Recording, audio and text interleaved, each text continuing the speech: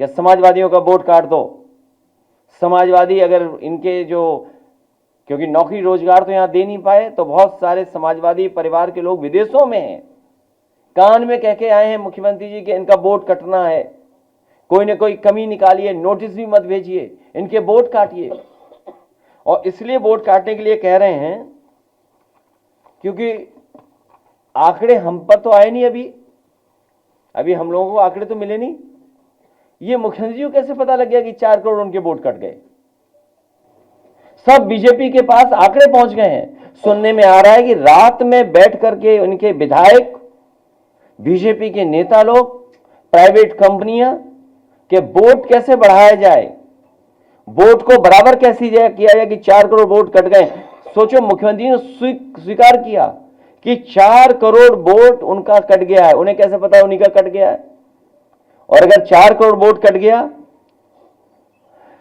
तो हिसाब किताब हमने लगाया कि 4 करोड़ के वोट को भाग दे दें अगर हम 403 विधानसभाओं से, तो बीजेपी का 84,000 वोट कट गया है। उधर 84,000 हराएगा इन्हें और 40,000 हमारा जिताएगा। 40,000 हमारा जिताएगा और इनका 84,000 इनको हराएगा। और हमारे यहां के तो एक नेता धमकी दे रहे हैं कि दूरबीन से देखेंगे समाजवादी पार्टी को। काले कारनामे वाले काला चश्मा लगा करके देख रहे हैं दूरबीन से। क्या कह रहे हैं कि इतना लाख वोट कट गया। डीएम हमें बता ही नहीं रहे। बताइए आप बताइए, डीएम ने हमें नहीं बताया, उन्हें बता दिया कब? क्या कहा कि अभी तो एक जिले में इतना काटा है, अभी तो 2 जिले में और 2 विधानसभाएं हैं।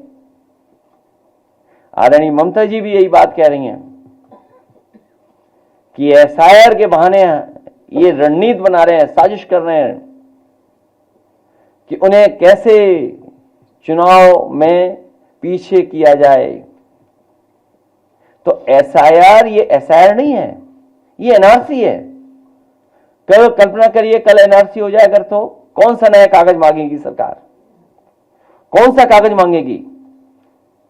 जो होम मिनिस्ट्री नहीं कर पाई, सरकार नहीं कर पाई, वो ये चुनाव आयोग से करा रहे हैं। इसका मतलब ये हुआ कि चुनाव आयोग बीजेपी से मिला हुआ है। एक मां पर एफआईआर लिखना ये साबित करता है कि कुछ अधिकारी खुश करना चाहते हैं। लेकिन हमें खुशी अपने कार्यकर्ताओं पर, हमारे पीडीए प्रहरियों पर, कि उन्होंने जिम्मेदारी से काम किया है और बड़े पैमाने पर वोट बचा रहे हैं। अब वो सावधानी भी बरतेंगे, निगरानी भी रखेंगे और ये जो साजिश षड्यंत्र कर रहे हैं उस पर नजर रख करके वोट नहीं कटने देंगे। और जो साजिश हो रही है कि नोटिस पहुंचे ही नहीं और वोट काट दें हम, अगर कोई स्पेलिंग मिस्टेक है नाम में तो उससे भी हम वोट काट दें, उससे सावधान होने का काम हमारे जागरूक पीडीए प्रहरी करेंगे। लोक सेवा आयोग में जो घोटाले हो रहे हैं जिसकी आप कल्पना नहीं कर सकते हैं। अभी ऐड निकला है, सबसे ज्यादा पिछड़ों के साथ धोखा हो रहा है। गणित लगाइए कि अगर हमें मिल रहा है जो आरक्षण, कितने होनी चाहिए सीटें ही नहीं मिल रही, उतनी कम कर दी सीटें। सोचिए आप, उसका ग्राफ अभी आपको दिखाएंगे कि कितनी कम कर दी सीटें। खाद, कहां खाद मिल रही है बताओ? कितने महीनों से किसान लाइन में खड़ा है बताइए? कितने मौसमों में खड़े रहे वो लोग? अगर कहीं खाद मिल रही हो तो बताएं, क्या तैयारी है इनकी? खाद की क्या तैयारी है इनकी? ये हमारे विधायकगण पूछेंगे। सरकार भागना चाहती है, खाद पे जवाब नहीं देना चाहती है, इसीलिए उन्हें वंदे मातरम याद आ रहा है। धान खरीद, और धान खरीद के साथ साथ आय दोगुनी हो किसान की। तो धान की क्या कीमत होती है आज के समय? वो तब जब चांदी कितने 2 लाख पहुंच गई और सोना, सोचिए आप, दोनों बराबर, दोनों ऊपर जाएंगे। बेरोजगारी बड़े पैमाने पर है, बढ़ती चली जा रही है। महंगाई की क्या तुलना करोगी? तमाम सवाल हैं। बिजली का निजीकरण, एक बिजली का कारखाना नहीं बनाया इन्होंने।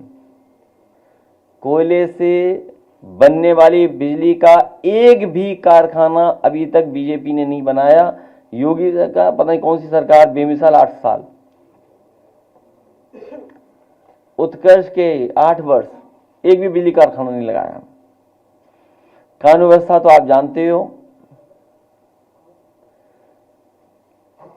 केवल एक व्यक्ति को बचाने के लिए पूरी पुलिस लगी हुई है और उसकी जान बचाई समाजवादियों ने। कानपुर में एक अखिलेश दुबे बंद हैं, उनकी कोई जान बचा रहा है तो हम समाजवादी लोग मिलकर बचा रहे हैं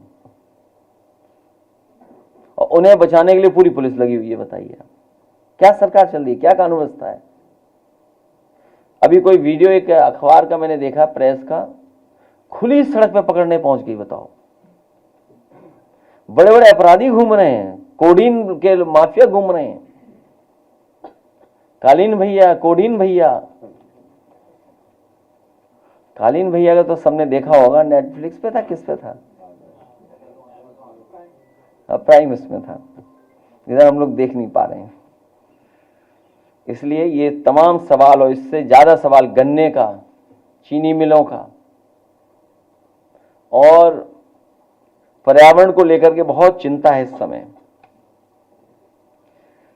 कि आपके पॉल्यूशन की वजह से, सोचिए, अंतर्राष्ट्रीय मैच लखनऊ में नहीं हो पाया और ये वही स्टेडियम है जो समाजवादियों ने बनवाया।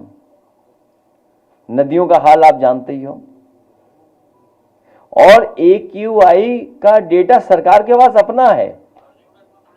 सोचिए, गोबर सरकार ने अपना निकाल लिया, नया एक AQI, वो क्या किसी का मत मानिए AQI।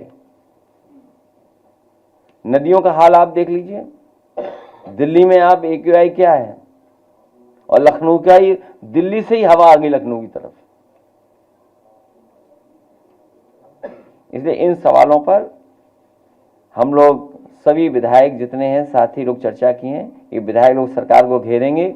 सरकार डर करके, एक रंगी सरकार वंदे मातरम पर चर्चा करना चाहती है।